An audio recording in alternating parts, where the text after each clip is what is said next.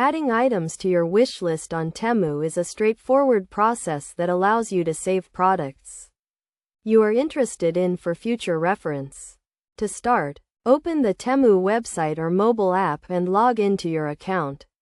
If you do not have an account, create one by following the registration process. Once logged in, browse through the various product categories or use the search function to find the items you want to add to your wish list. When you find a product you like, click on it to open its product page. On the product page, you will see a button that says Add to Wish List or a heart icon.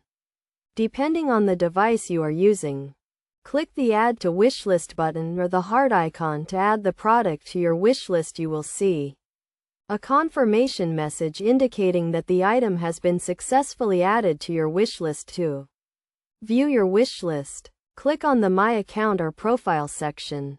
Then select Wishlist from the drop-down menu.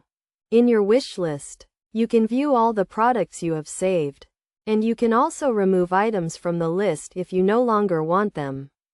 To remove an item, click the Remove button next to the product.